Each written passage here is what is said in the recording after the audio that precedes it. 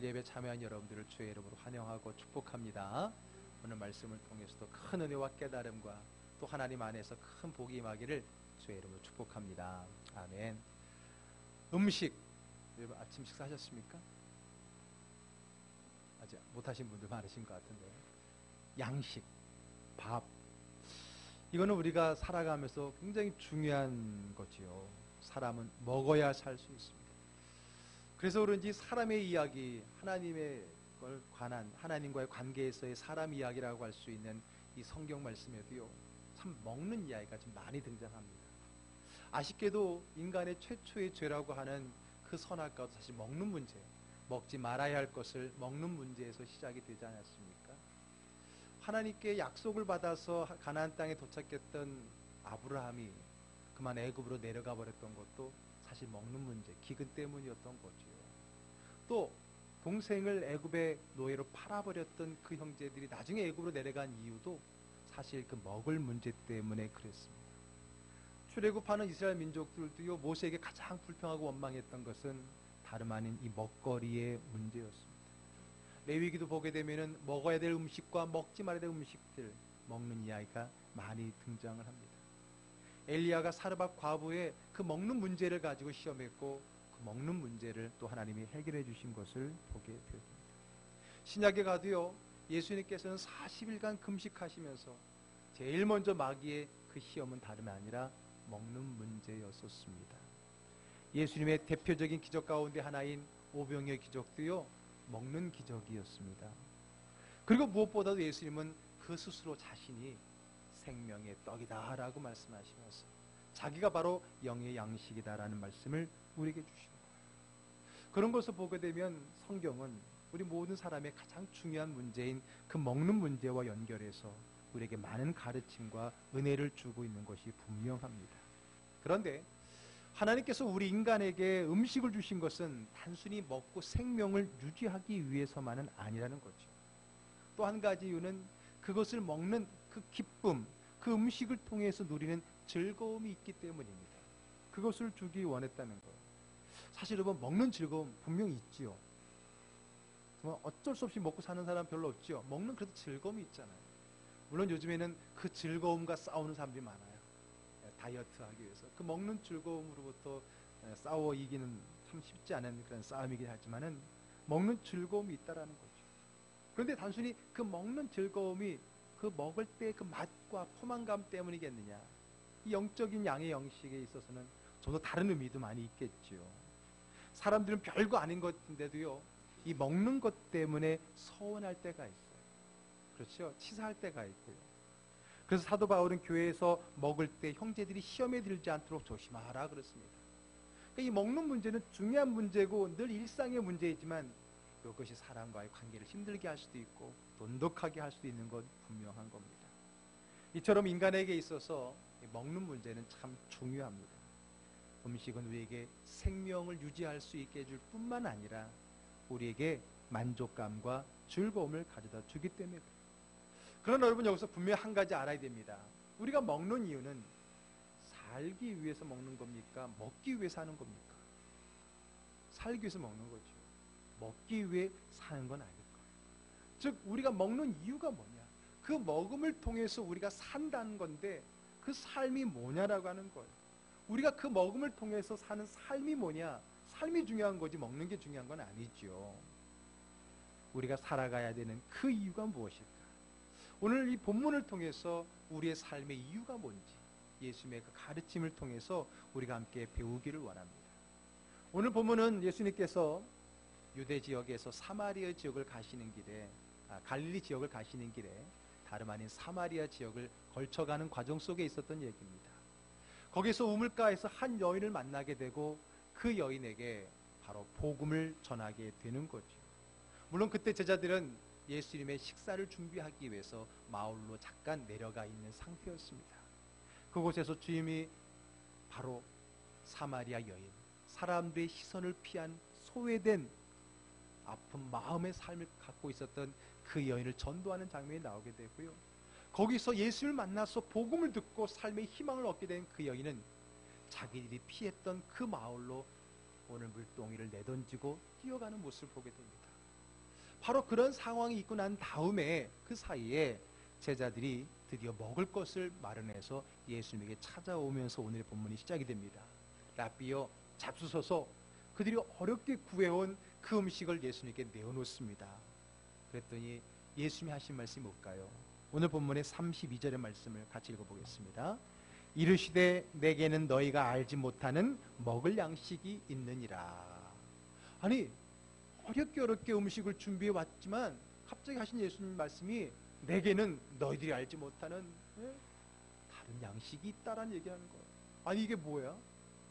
뭐죠? 예수님이 우리 몰래 도시락을 싸오셨나요?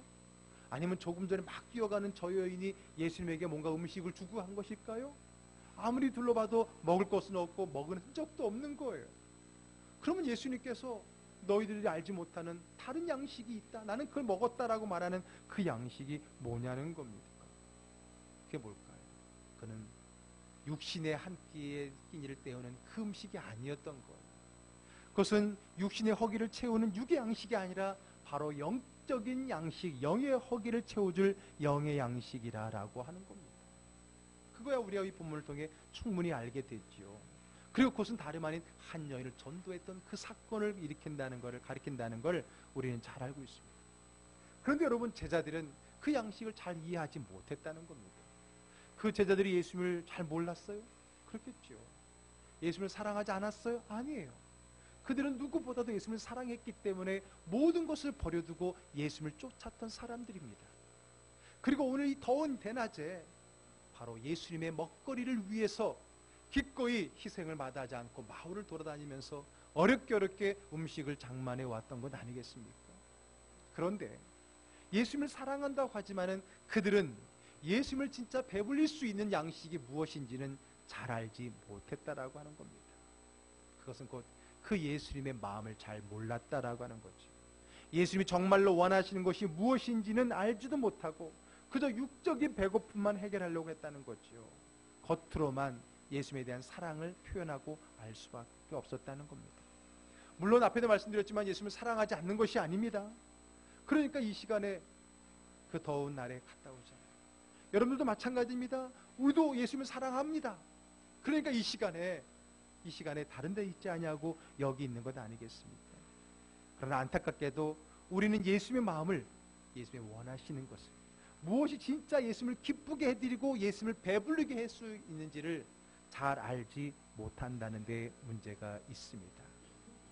우리가 제자들처럼 예수의 마음을 이해하지 못하는 이유는 뭘까요?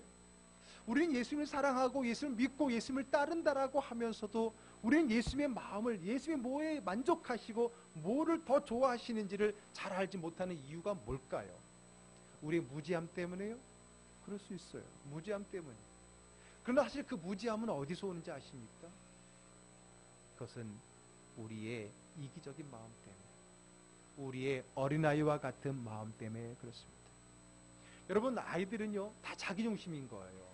자기중심에서 세상을 보고 뭐든지 다 자기중심의 어떤 감각을 가지고 있는 것을 보게 됩니다. 점점 커가면서 남을 보게 되고 배려하는 마음도 생겨나게 되는 것 아니에요. 신앙도 마찬가지입니다. 여전히 내 중심적으로 있다면 어린아이 신앙이거나 혹은 미성숙한 신앙이 될 수밖에 없는 거죠.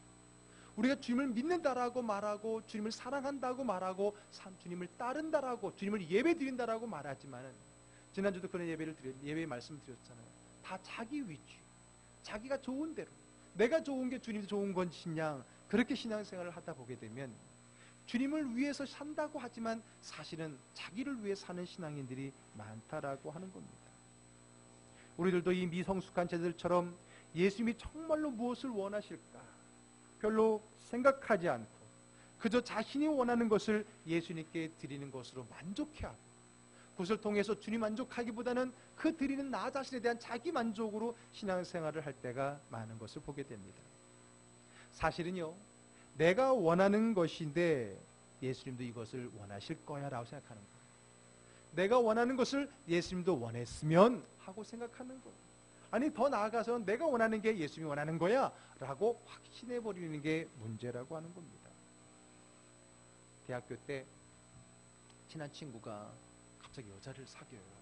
그러더니 하는 얘기가 주님의 뜻이래요. 이 여자하고 결혼하는 게. 그러냐고. 근데 1년 뒤에 헤어지더라고요. 그럼 사내가 주님의 뜻이 아니라는 거예요. 아니, 우리 주님의 뜻이 뭘 이렇게 1년에 한 번씩 바뀔까요? 아니죠.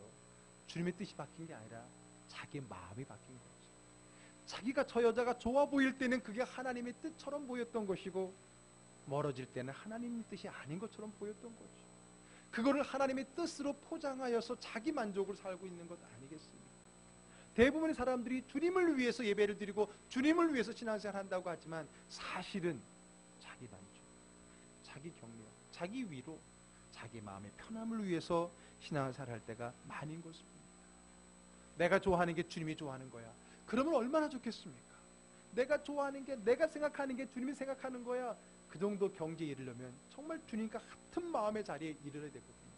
근데 그런 경지에 있지 않으면서도 늘 자기가 원하는 게 주님이 원하는 것이냐, 거기 수준에서 신앙생활하는 경우가 많은데, 그게 어린아이 신앙이고 어리숙한, 미성숙한 신앙이라고 얘기하는 겁니다.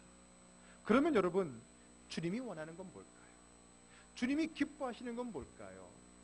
주님이 우리를 통해서 받고 싶어 하시는 것은 무엇일까요? 주님이 한 끼 식사보다도 더 배부르게 할 수 있는, 주님을 배부르게 할 수 있는 그 영의 양식은 주님께 무엇일까요? 오늘 34절의 말씀 같이 한번 읽어보겠습니다. 예수께서 이르시되 나의 양식은 나를 보내신 이의 뜻을 행하며 그의 일을 온전히 이루는 이것이니라. 아멘. 예수님께서 말씀하셨어요. 나의 양식, 내가 진짜 배부르게 먹을 수 있는 것, 내가 진짜 포만감을 느낄 수 있는 것, 나를 기쁘게 하고 즐겁게 하고, 아니 내 존재의 생명의 목적을 줄 수 있는 것, 그게 뭐냐? 나를 보내신, 즉 하나님의 뜻을 행하며 그의 일을 온전히 이루는 이것이다 라고 말했습니다. 뭐예요? 하나님의 뜻, 그 하나님의 뜻을 이루는 것, 그것이 내가 먹는 영의 양식. 양식이 우리에게 생명을 유지시켜주고 내게 기쁨과 만족을 주는데, 바로 하나님이 나를 이 땅에 보내주신 그 목적을 행하는 그 삶, 그게 바로 나에게 영적인 만족, 나의 존재의 목적을 있게 한다라고 오늘 말씀하고 있는 겁니다. 그러면 그게 뭐예요? 오늘 지금 나를 보내신 이의 뜻은 뭐고, 그 뜻이 온전히 이루어지는 이것이라는 건, 저것이 아니라 이것이면 지금 이 자리에 임한 거잖아요. 뭐예요? 조금 전에 무슨 일이 있었어요? 소외된 한 영혼을 전도해서 구원해냈잖아요. 바로 그것을 이야기하는 겁니다. 바로 예수님의 영의 양식, 예수님에게 그 하나님의 뜻이며 그 일을 온전히 이루었던 이 사건, 한 영혼이 주님 만나 예수 믿고 변화된 이 구원의 사건이 바로 우리 주님의 영의 양식이라는 사실을 믿으시기를 바랍니다. 우리 주님이 가장 기뻐하시고 포만감, 배부름을 느끼고 기쁨과 만족을 누릴 수 있는 그 영의 양식은 한 영혼이 주님 만나 구원받는 것입니다. 아멘. 그게 주님의 영의 양식이라고 하는 겁니다. 그게 바로 하나님이 예수님 이 땅에 보내신 이유고, 예수님이 존재 목적이 그거잖아요. 내가 이 땅에 온 그 이유, 그 이유의 삶을 살고 있는 거예요. 그게 바로 우리 주님을 영의 양식이다라고 말합니다. 여러분, 우리도 그렇잖아요. 한 끼의 식사도 참 우리에게 포만감을 주고 하지만은, 어떨 때는 정말 내가 기분이 좋을 때는 밥 안 먹어도 배부른 적이 있지요. 그때가 어느 때예요? 아, 정말 내가 이 삶에 대한, 이 살아있다는 것에 대한 기쁨과 자긍심이 있잖아요. 뭔가 내가 일을 해냈고 그 기쁨, 그것이 한 끼의 식사보다도 더 나를 포만감 있게 해주잖아요. 여러분, 음식이, 육체의 음식이 우리 육체의 생명을 유지시켜준다라고 말했다면, 영의 양식은 나의 영적인 삶이, 생명의 삶을 인정해주는 거고요, 유지하게 하는 겁니다. 우리가 단순한 육체의 삶만이 아닌 영적인 삶이라는 것을 분명히 안다면, 오늘 내 영적인 이 신앙인으로서의 삶의 가치가 어디에 있느냐? 그저 멋진 식당에 가서 맛있는 식사를 한 끼 먹으면서 얻는 기쁨보다, 오늘 내가 이 땅에 이 자리에 있는 나의 삶에 대한 존재의 목적에 대한 그 문제에 대한 기쁨을 경험했을 때, 그것은 한 끼 식사를 통해서 얻는 그 기쁨과 만족과 생명의 유지보다 더 큰 거라고 하는 거예요. 오늘 주님의 이 마음 아실 수 있잖아요. 우리도 때로는 밥 안 먹어도 더 배불렀던 그런 상황이 있었잖아요. 오늘 예수님은 바로 그 상황이었어요. 다른 게 아닙니다. 갑자기 로또가 당첨이 됐기 때문에 내가 밥 안 먹어도 된다 그랬던 것도 아니고요. 갑자기 누군가가 나에게 큰 뭔가를 줘서가 아니라 내가 이 땅에 온 그 목적이 오늘 하나 이루어졌다는 그것이 오늘 내가 배부른 이유다. 내가 오늘 만족하고 기뻐할 수 있는 이유다라고 했던 거예요. 그만큼 예수님의 존재의 목적, 예수님의 가장 중요하게 생각하는 거, 예수님의 가장 기쁘게 해드릴 수 있는 그것은 한 영혼이라고 하는 겁니다. 예수님에게 영혼 구원은 바로 예수 그리스도의 생명이자 살아갈 힘이고 동시에 기쁨이다라고 하는 겁니다. 마찬가지입니다. 마찬가지. 예수님은 영혼이 구원받을 때 마음의 배가 부르러 오는 겁니다. 하나님을 모르고 죄 가운데 고통스럽게 살던 영혼들이 예수님을 만나서 새로워지고 진정한 행복을 되찾을 때 예수의 마음도 만족과 행복함으로 가득 차게 되는 겁니다. 그러므로 오늘 우리가 예수님을 기쁘게 해드리는 것은, 제자들이 예수님을 기쁘게 해드리는 것은 물론 함께 식사를 잘 대접하는 것도 있겠지만, 그러나 진정한 그분의 기쁨은 그분이 가장 중요시 여기는 그 한 영혼을 주께로 인도하는 것임을 믿으시길 바랍니다. 그래요. 그렇습니다. 그게 우리 주님이 기뻐하시는 주님의 존재의 목적이자 주의 뜻임을 우리는 분명히 알아야 되는 겁니다. 우리가 예수님께 드릴 수 있는 최고의 것은 바로 주님을 모르는 영혼에게 복음을 전하는 겁니다. 그러므로 예수님을 정말로 사랑한다면, 그래서 예수님을 정말로 기쁘시게 해드리고 싶다면 나가서 예수 모르는 사람에게 예수님을 전할 수 있는 저와 여러분 되기를 주의 이름으로 축복합니다. 아멘. 아멘 안 하시는 분 뭐예요? 여러분, 설교를 들을 때 은혜 받을 수 있는 조건이 뭔지 아세요? 제가 일부 예배 때도 말씀을 드렸는데, 저는요 가끔 저기 누군가 강의사를 하고 세우면 제가 앞에 서서, 찬양도 마찬가지지만은 저는 제 일에 청중이 되기 위해서 맨 앞에 앉아서 제가 먼저 은혜를 사모하고 갔는데, 저는 어떤 하나님 말씀을 누가 전하든 간에 저는 은혜 받을 준비가 되어 있다 저는 생각해요. 제가 교만해서 그런지 몰라도 그럴 준비가 되어 있었어요. 왜 그런지 아세요? 제가 한 가지 노하우를 알려드릴게요. 그 말씀의 은혜를 받는 첫 번째 노하우가 뭐냐면, 오늘 이 설교는 처음 듣는 설교다라는 마음을 가져야 돼요. 우리 성도님들이 참 예배를 많이 드리잖아요. 한국교회 성도님들이. 그러다 보니까 들은 설교가 너무 많아. 이미 알고 있는 본문이 너무나 많아. 그러니까 어떤 설교를 한다 그럼 벌써 그 답이 머릿속에 딱 있어. 아마 여러분들 지금 설교 들으면서 오늘 전도하라는 얘기야. 제가 그래서 원래 설교 제목을 천수하게 낼 때 핵심 단어는 빼고 넣는데 이번에는 일부 넣었다 그랬잖아요. 왜? 미리 준비하라고. 제 스타일은 그저 주님이 기뻐하시는 하고 딱 끝내잖아요. 제목을 여러분들 계시할 때는 당일날 알려드리잖아요. 왜? 사람이 딱 답을 주면은 먼저 답을 딱 적고 와서 그 다음부터는 자기가 갖고 있는 답과 목사님이 하는 답이 맞는가를 오히려 비교 평가하는 경우가 많아요. 전도하라는 얘기겠구나. 11월 달이고 추수감사절이고 행사가 있으니까 전도하라겠구나. 이렇게 말씀을 드리면 안 되는 거죠. 늘 새로운 마음으로 오늘 나에게 주신 말씀으로 받아야 되는 거예요. 아멘. 여러분, 전도하라는 거 맞아요. 그러나 오늘 우리가 어떤 마음을 가지고 전도할 것이냐, 왜 전도를 해야 되느냐, 오늘 설교 제목이기 때문에 전도해야 되느냐, 그건 아니잖아요. 다름 아닌 하나님이 가장 기뻐하는 식사란 말이에요. 여러분, 주님과 한번 한 끼 식사를 나눌 수 있다. 이거 참 좋잖아요. 요즘에는 워런 버핏이라는 사람과 한 끼 식사를 하려면은 경매를 붙인다잖아요. 몇 억, 몇십억씩. 그분하고 딱 한 끼 식사하며 조언을 듣기 위해서 그렇게 투자를 한다는 거예요. 여러분, 주님께 드릴 수 있는 가장 좋은 식사, 그게 뭘까? 주님을 배부르게 하고 주님을 기쁘게 해드릴 수 있는 것, 그게 한 영혼이라는 겁니다. 왜? 주님의 삶의 가치는, 그분의 존재의 가치는 한 영혼이기 때문입니다. 그것 때문에 오늘 저와 여러분들이 이 자리에 있는 것 아니겠습니까? 오늘 우리가 그 혜택을 누린 것으로서 그 혜택은 끝나는 게 아니라 또 다른 그 혜택을 기다리는 한 영혼이 우리 주변에 있다라고 하는 겁니다. 우리 주님을 정말로 기쁘게 해드리고 싶습니까? 정말 주님을 사랑하십니까? 그러면 우리는 한 영혼에 집중해야 됩니다. 요한복음 21장에 예수님께서 베드로에게 내가 나를 사랑하느냐?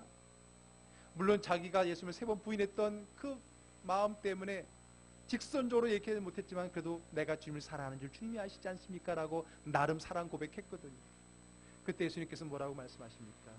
내 어린 양을 쳐라, 내 양을 먹여라 그랬습니다. 너가 나를 사랑한다면, 정말 너가 나를 좋아한다면, 정말 너가 나에게 아름다운 한 끼 식사를 대접하고 싶다면 한 영혼을 돌봐라. 그 한 영혼을 구원해라. 그 한 영혼에게 복음의 생명을 나누어 주어라. 그것이 바로 나를 사랑하는 거란다. 그것이 바로 나를 좋아하는 거란다. 그것이 나를 믿는 것이고 나를 따르는 것이다 라고 말합니다. 여러분, 주님 사랑하세요? 아멘. 그러면 우리가 제일 먼저 할 일은 그분이 좋아하는, 그분이 원하시는 그 한 가지, 한 영혼에 집중하고 그 한 영혼에게 복음을 증거하는 삶을 살기를 주의 이름으로 축복합니다. 아멘. 이거 모르는 사람 없어요. 전도하자는 거에 대해서 이 일을 할 사람은 하나도 없어요. 그런데 여러분, 문제가 뭔지 아세요? 원하시는 것이 무엇인지 알매도 불구하고 그것을 하지 못하는 장애물이 있습니다. 그게 뭐냐? 영적 게으름입니다. 따라서 합시다. 영적 게으름. 네. 자, 오늘 본문의 35절을 읽겠습니다. 너희는 넉 달이 지나야 추수할 때가 이르겠다 하지 아니하느냐? 그러나 나는 너희에게 이르노니 너희 눈을 들어 밭을 보라. 희어져 추수하게 되었도다. 아멘. 넉 달이 지나야 추수할 때가 이르겠다 하지 않겠느냐? 몰라요.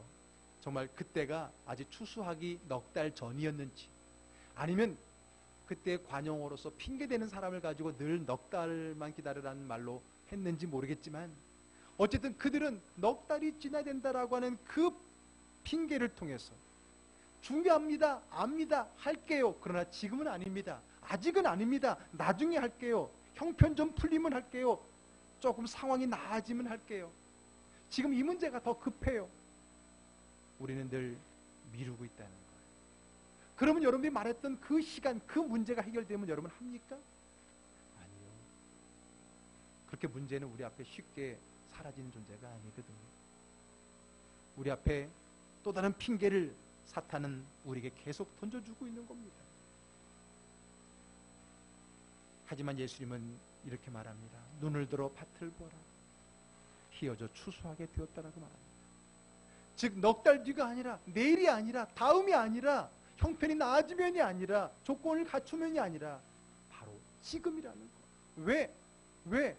희어져 추수하게 되었다는 겁니다. 지금 저것을 추수하지 않으면 설이 와갖고 이젠 썩어버린다는 거예요. 영적인 눈을 보는 거예요.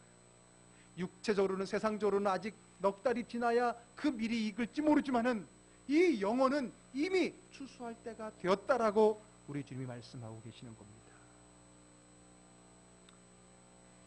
한 분의 간증이 있었습니다.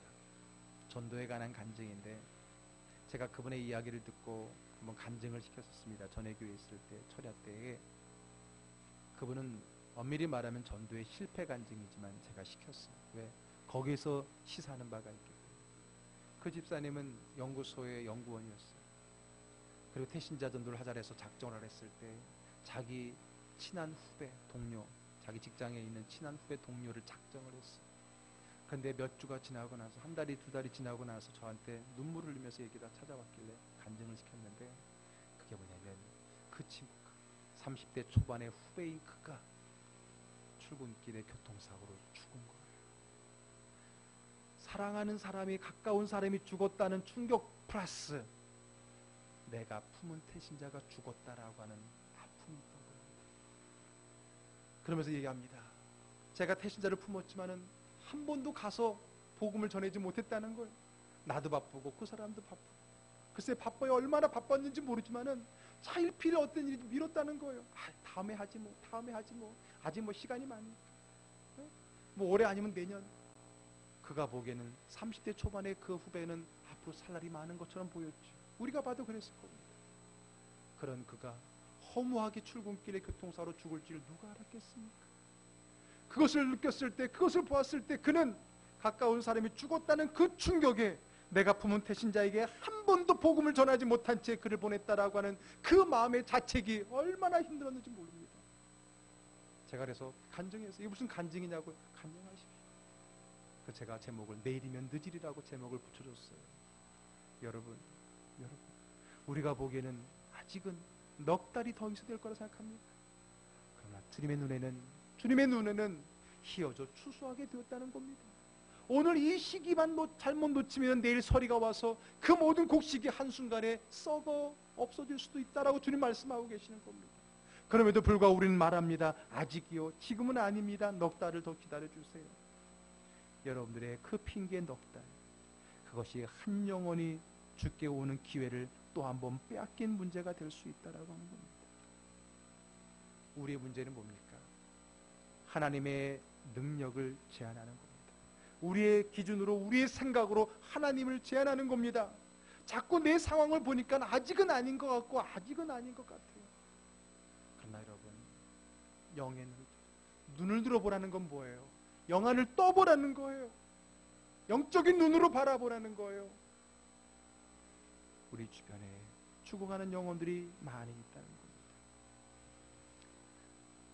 제가 극동방송국 목요일 2주 간격으로 소망의 기도를 인도하는 거 아시죠?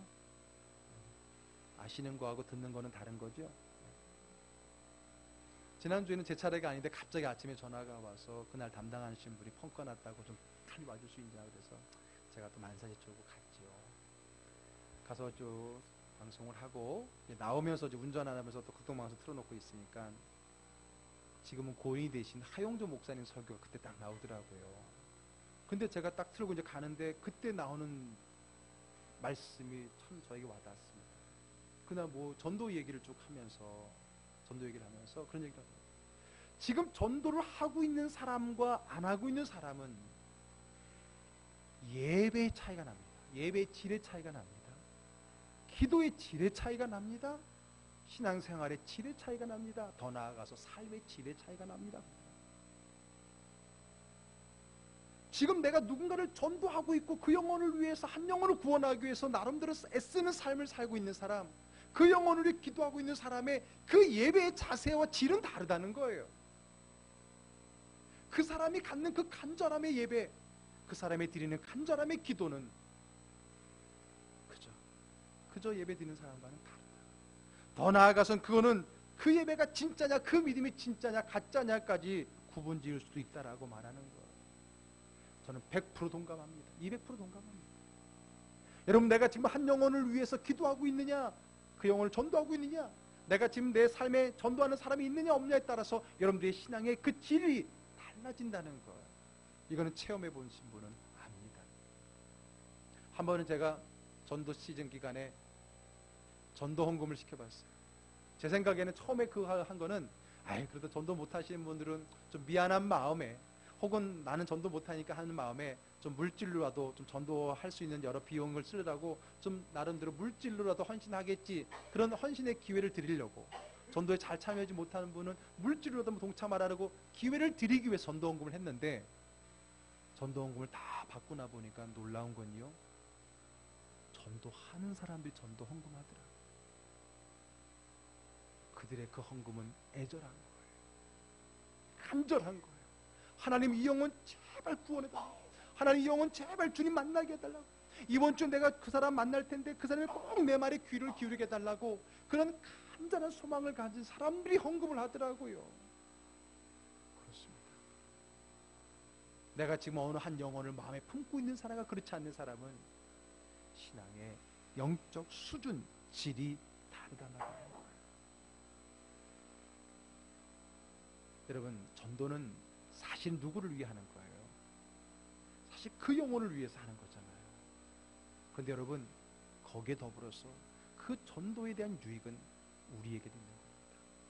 우리에게도 있는 거예요. 그것이 내 신앙을 성숙되게 하는 거예요. 쉬운 말로 할까요? 애 낳아봐야 철드는 거잖아요. 내가 한 영혼을 위해서 울어봐야, 한 영혼을 위해서 헌신해 보아야 내가 비로소 영적인 철이 든다는 거예요. 그들의 예배, 그들의 기도, 그들의 헌신, 그들의 신앙의 삶은 다르다는 거죠. 36절의 말씀 같이 읽어보겠습니다. 거두는 자가 이미 삭도 받고 영생에 이르는 열매를 모으나니 이는 뿌리는 자와 거두는 자가 함께 즐거워하게 하려 함이라. 아멘. 여기 임이라는 단어가 있는데 원문에 사실 임이라는 단어가 없어요. 원어를 좀 설명한다면, 원어는 표현을 본다면 오히려 지금 일하면서 거두면서 삭을 동시에 받는다는 의미가 들어가 있는 거거든요. 그만큼 여기서 말하는 게 뭘까요? 전도에는 삭시 있다는 거예요. 상급이 있다는 거예요. 물론 우리가 그 상급 때문에 전도하는 건 아니에요. 제가 늘 얘기하죠. 상급 때문에 전도하는 게 아니라 전도 자체가 상급이라는 거죠. 내가 한 영혼을 구원할 수 있다는 게, 거기에 쓰임받을 수 있다는 게 우리에게 은혜인 겁니다. 그런데 그것만큼 전도에 대한 상급도 분명하다는 겁니다. 전도만큼 하늘의 상급이 확실하다라고 하는 겁니다. 아까도 말씀드렸지만은 전도하는 자의 영적인 수준이 달라진다는 거예요. 그게 누구의 은혜? 그건 나에게 주어진 은혜지요. 우리 주님께서 왜 그 한 영혼을 구원하는 일을 왜 여러분들에게 맡기는 걸까요? 왜 그 힘들고 귀찮고 부담되는 일을 맡기는 걸까요? 나를 괴롭히는 걸까요? 아니잖아요. 그것을 통해서 여러분들이 누려야 될 은혜가 있고 복이 있고 하나님 주실 상급이 있기 때문임을 믿으시기를 바랍니다. 괜히 애한테 뭐 용돈 주고 싶으니까 심부름 한번 시키는 거잖아요. 그 심부름 핑계로 용돈 주고 싶어서. 이게 주님의 마음이라는 거예요. 더불어서 오늘 말씀에도 보니까 함께 즐거워하기 위해서요. 주님만 즐거우려고, 저 사람만 즐겁게 해주려고 아니에요. 함께 그 기쁨, 신앙인의 기쁨을 누리게 해주기 위해서 하나님이 오늘 우리에게 그 뜻을 함께 거하자라고 말씀하고 계시는 겁니다. 다니엘서 12장 3절 말씀 읽어볼까요? 지혜 있는 자는 궁창의 빛과 같이 빛날 것이요 많은 사람을 옳은 대로 돌아오게 한 자는 별과 같이 영원토록 빛나리라. 아멘. 그렇습니다. 주님은 여러분들이 그 기쁨에 동참하기를 원하십니다. 우리가 주님의 기쁨을 위해서 노력했는데 그 기쁨이 사실은 나의 기쁨이 되는 거예요. 아멘. 그게 나의 즐거움이 되는 거예요. 그게 나의 복이 되는 겁니다. 주님을 사랑하는 마음을 가지고 한 영혼을 사랑하는 마음으로 할 것만 그것이 나에게 유익이 되고 상급이 되고 은혜가 되고 복이 되는 것입니다. 사랑하는 우리 즐거운 교회 가족 여러분, 시즌이 시즌만큼 전도구나 이런 어떤 여러분들의 어떤 그 생각보다 정말 진정한 주님이 기뻐하는 일이 무엇인가? 내가 주님을 사랑한다고 하지만은 과연 내가 사랑하는 그 주님이 원하시는 무엇인가를 생각해 보면서 우리는 신앙생활을 해야 돼요. 그래야 그 신앙이 진짜 신앙이고 수준 높은 신앙이고 애절한 신앙이 될 수 있는 거라고 하는 겁니다. 여러분들은 그러한 일에, 그런 하나님의 풍성한 은혜에 거할 수 있기를 주의 이름으로 축복합니다. 여러분들은 이 가을에 어떠한 열매를 하나님께 드리기를 원합니까? 내가 좋아하는 것이 아닌 주님이 원하시는 것을 드려야 주님이 기쁘시게 할 수 있다고 했는데, 주님이 원하시는 것은 오늘의 제목처럼 한 영혼입니다. 주님은 그 한 영혼이 주께로 돌아오는 것이 다른 그 어떤 것보다도 더 기쁘다라고 우리에게 말씀 주셨습니다. 함께 육의 양식은 잠깐의 기쁨과 만족을 주지만 영의 양식은 우리에게 영원한 만족과 기쁨을 줄 수 있다라고 하는 겁니다. 여러분, 저는 이 가을이, 이번 11월이 풍성한 감사, 넉넉한 감사가 되기를 주의 이름으로 권면합니다. 여러분, 말로만이 아닌 거예요. 마음은 표현되는 거예요. 표현되는 거예요. 다음 주에 우리가 추수감사절을 보냅니다. 여러분들에게 추수감사 봉투도 넣어드렸어요. 요즘 무슨 말이 있어요?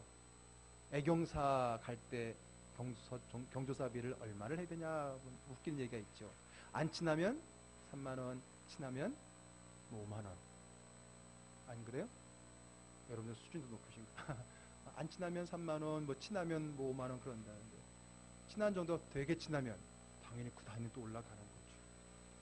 저는 우리 교회 식구들이 좀 더 감사에 좀 뭐랄까요? 감사에 저는 영성이라고 말하고 싶은데, 감사의 믿음, 감사의 영성이 있었으면 좋겠어요. 우리가 하나님 사이가 안 친하고 친한 사이가 아니십니다. 그분은 주님과의 믿음의 관계.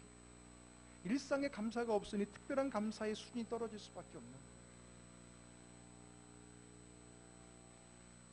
오늘 우리가 주님 앞에 드리는 얘기예요. 우리는 하나님께 구하는 것은 하나님 아끼지 말고 부어주세요라고 말하면서, 우리는 하나님께 아껴도 너무 아낄 때가 많아요.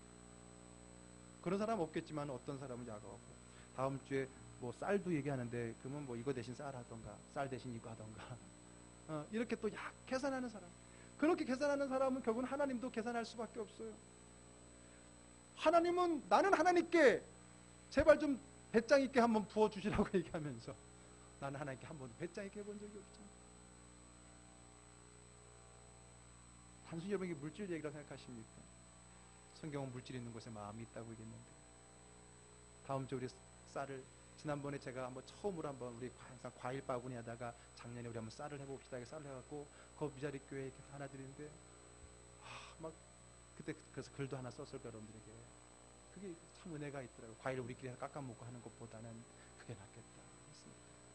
여러분들, 이 넉넉한 감사, 풍성한 감사, 정말 여러분 만약에 그 워런 버핏이라는 사람과도 함께 식사를 하려면 수억의 돈이 있어야 된다는데 우리 주님께 한번 함께 영적인 식사를 내어드리기 위해서 애쓰지 못하느냐는 거죠. 물론 이것이 뭐 양의 숫자의 노름이 이야기하는 것이 아니에요. 그런 마음, 넉넉한 감사. 제가 짧은 기간이지만 목회를 통해서 보니까 이거는 여러분 내가 가지고 있는 소유가 얼마냐에 의해서 결정되는 게 절대로 아닙니다. 마음이죠. 주님을 향한 내 믿음인 것이죠. 그래서 주님은 과부의 2렙돈을 칭찬하지 않았습니까? 주님은 오늘 우리에게 너희들의 믿음을 보이라고 말하지 않습니다. 하나님 원하시는 것이 무엇인지를 기억하면서 그 자리에 함께 가자라고 우리에게 말씀하고 있지는 않습니까? 다음 주일 우리 스티븐 모리슨 씨 어렵게 우리가 대전까지 와서 출국하는 날임에도 불구하고 저희에게 귀한 자리를 요구했고, 또 찬양 집회를 넷째 주에 하고, 또 혹여나 마지막 주일은 총출석 주일을 드리는 겁니다. 우리가 여러분들이 한 영혼을 주께로 인도할 수 있는 그 기회를 만들어 주는 거예요. 그냥 오라는 것보다는 우리 이런 거 하니까 한번 오면 좋지 않을까라고 여러분들에게 좀 더 그분을 오게 할 수 있는, 여러분들이 그 전도하는 사람을 교회에 한 마디라도 가까이 올 수 있도록 도와드리기 위한 거예요. 항상 이때쯤이면 이런 행사를 하지, 그렇게 받아들이면 안 됩니다. 바라고 원하기는 우리 추수감사절, 아니 추수감사의 달 11월, 아니 우리의 모든 예배가 더 풍성하고 넉넉한 은혜의 예배 되기를 주의 이름으로 축복합니다. 초청일이 되면요, 막 현관에서 막 안절부절 못하는 분들이 있어요. 왜? 오늘 온다고 약속했는데 안 오거든요. 그러니까 막 어떤 분들은 눈물을 흘리면서 막 화가 나기도 하고 막 눈물을 흘리면서 안타까워하는 거예요. 그 한 영혼을 위해서 나는 그게 실패라고 보지 않아요. 이미 하나님이 그를 향한 하나님의 뜻은 이미 성공했어요. 왜? 한 영혼을 위해서 가슴을 치며 울어보며 아파하는 시간을 가졌다는 게 사실 이게 유익입니다. 그게 유익입니다. 그게 은혜입니다. 그런 어떤 애씀을, 그런 어떤 부담을 갖지 않고 신앙생활에 들어가려고 하는 것은 그것은 옳은 것이 아닙니다. 사랑하는 즐거운 교회 가족 여러분, 주님이 기뻐하시는, 주님이 원하시는 두 번째 열매는 한 영혼입니다. 주님은 그것 때문에 이 땅에 오셨습니다. 그것 때문에 십자가에 죽으셨습니다. 그것 때문에 내가 구원받은 것입니다. 그렇다면 오늘 그 영혼은, 그 또 한 사람은 이제 오늘 우리 주변에 있는 그 한 사람입니다. 언제? 바로 지금 우리가 함께 이제 주님이 기뻐하시는, 주님이 원하시는 그 한 영혼을 주께 올려드리며 함께 주님을 기쁘게 해드리는 신앙의 삶을 누리는 저와 여러분, 넉넉한 풍성한 감사가 넘치는 이 가을, 이 11월의 감사의 절기가 되기를 주의 이름으로 축복합니다. 기도하겠습니다.